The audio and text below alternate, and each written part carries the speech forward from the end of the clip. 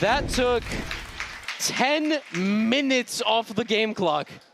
I gotta say, both players deserve so much credit for that, but Alireza's defensive skill, how many times did he win a pawn back and then lose back the second pawn? At least 3 or 4. At least 3 or 4. Alireza's got to go back to that. Okay, this time he plays b6. He's played c6 and a5. Now he plays b6. This is, Danya, this feels like a bullet King's Indian. I'm not sure about playing this in a 3+1, but he clearly thinks otherwise. Yeah, Firouzja keeps shifting his pawn formation further and further to the left. He was playing c6. Now he's playing b6. Soon he's going to be playing a6. But this is not inspiring confidence. At least he might be able to push f5 here. But then knight to h4, super unpleasant when you've got a weakness on g6. And I think he should play the more aggressive and risky King's Indians in the bullet. Like, bullet, King's Indian is the best opening. I mean, because with white, the subtleties required to quell the attack and the initiative is not so simple.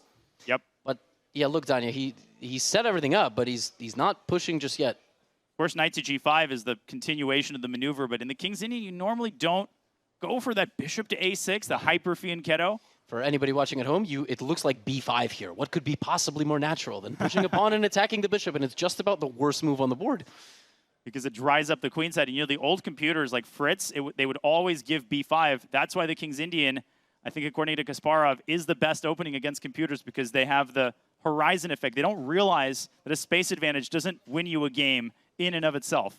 Yes, well, the modern engines would play b5 and still beat you somehow. But Stockfish 176 just came out, so. Yes, and f5 on the board. We have talked about this move. We talked about it being better in bullet. And you take twice and go bishop d3? You can. He's blundered it. Take twice, bishop d3, and Alireza Firouzja just simply on a bit of a tilt at the moment. Knight takes f5. You can go bishop h3 right away, and f5 is attacked 100 different directions. Can't play f4. Danya, I think Alireza's got to change the opening with black against d4. And it worked so well initially. It worked well against Hikaru. Magnus has figured out the King's Indian in the course of an SCC match.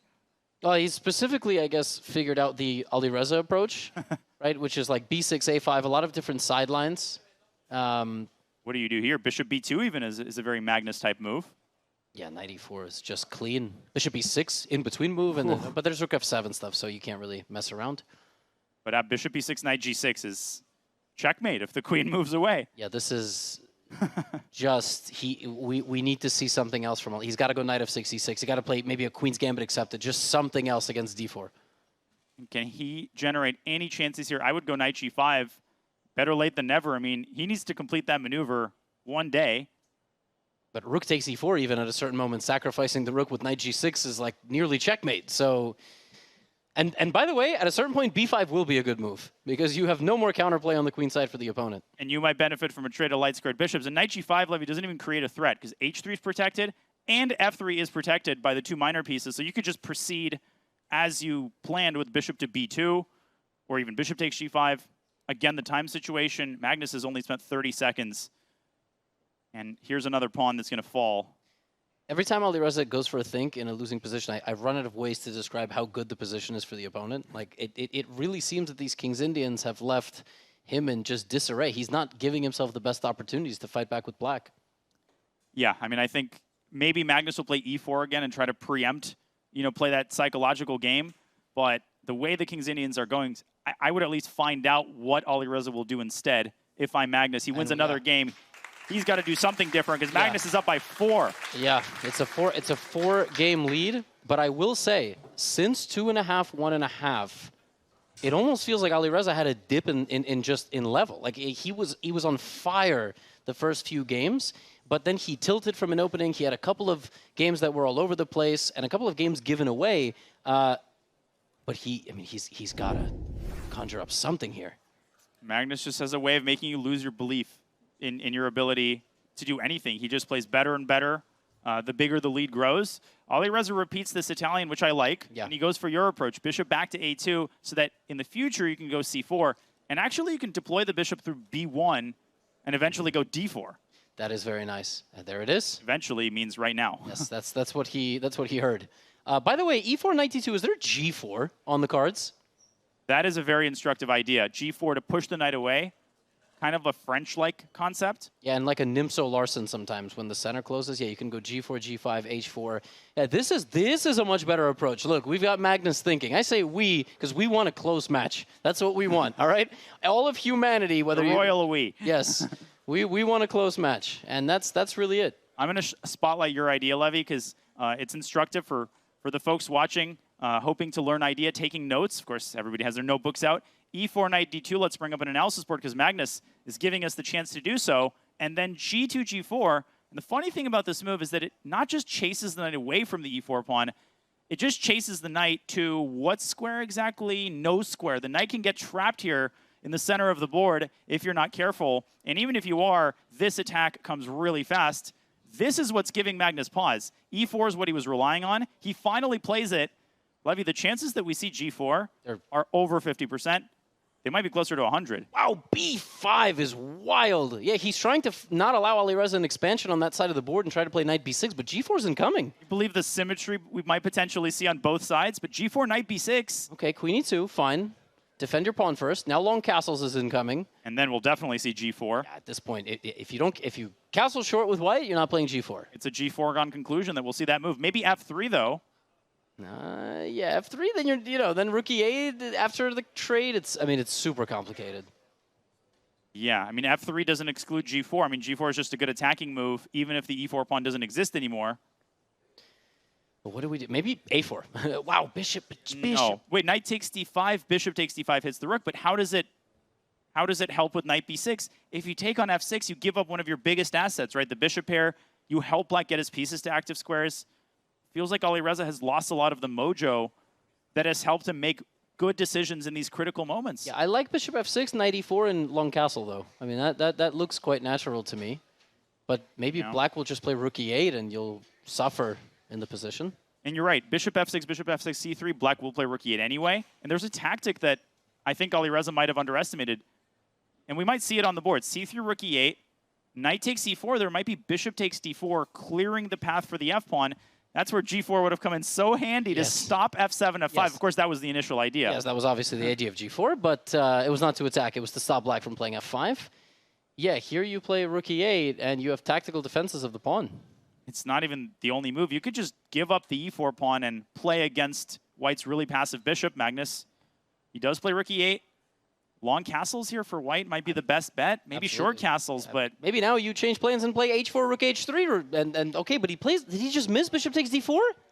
And maybe that's not even the best move. Bishop H4 might win a piece. Oh, that's disgusting. You don't even have to sack this bishop. You just move it, and White cannot stop the twin threats of F5 and Queen E7. Why bishop H4? Because you pin the F pawn. Can I show this? He plays bishop D4. Plays bishop D4. Now you can castle long, maybe. Or taking castle long. Yeah. If we pull up an analysis board, bishop H4 threatens F5, so you basically have to go here. Yes. Now I think the idea is maybe we should just eliminate the eval bar. Queen E7 is possible. Apparently the best move is C6. Yeah, right. Yeah, no, for sure. And then D5. I guess the idea is White can't go F3 to get 3 pawns for the piece because it's pinned. Yes. Should Magnus be disqualified despite leading this for missing bishop H4? Yeah, it's crazy he didn't see bishop H4, but he's still fighting. Okay, the C file is a problem though now. The knight on B6 is not that useful. And now this pawn is turned from a weakness into a strength, and the bishop is an extension of the pawn. Or the other way around. Yes, I don't know if the bishop wants that, but after queen C6, if that's your idea here with White, you can take with the rook or the pawn. Look at those squares. One for the rook, one for the queen. But rook E6 and White is much better. Boom. Rook E6 and White is much better. This is Magnus wins this against every opponent in the world with White, but how about with Black? And Alireza smelling blood. H4 is fantastic awareness and instincts. Magnus facing... King walk, King H2, King G3, King F4 in the future. Yeah, just not right now. Let's slow down. All right, Nigel. Slow down. Okay, but now we have a passed pawn. And another pawn appearing on D5. Doubled pawns are like two-headed monsters, right? One replaces another. But do you play D5 right away? Okay, he doesn't play D5. Can Magnus play D5? And he will.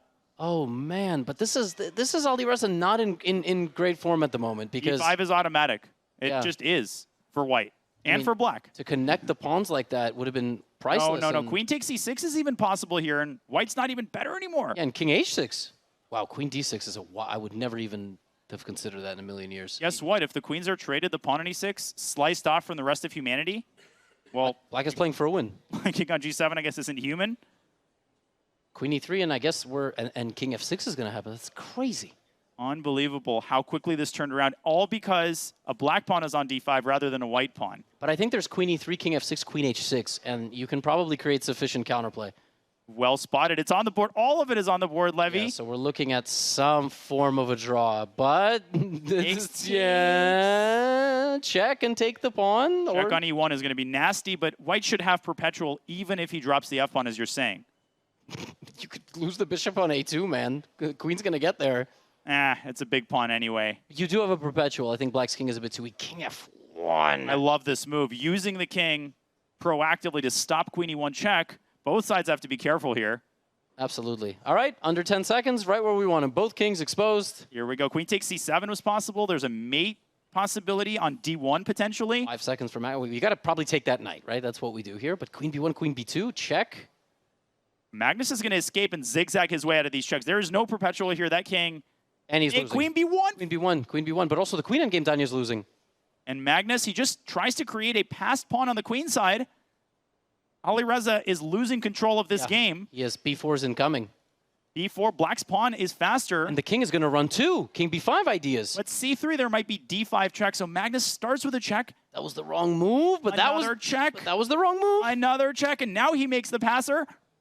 But they're all making bad moves apparently, and now he hung the pawn on d4. And the king is going to zigzag its way out of the checks again. Oh my! Black's pawn might be one step faster. c2. 2 seconds. Yeah, he's queening. He's c1, queening. and he's going to skewer white's queen. Oh my goodness. We have a check though. Oh, we got 4 queens on the board. What is going on? And he's got a zig and zag, and queen g5. Queen takes g5, And it's mate. and you skewer the other queen. Yeah.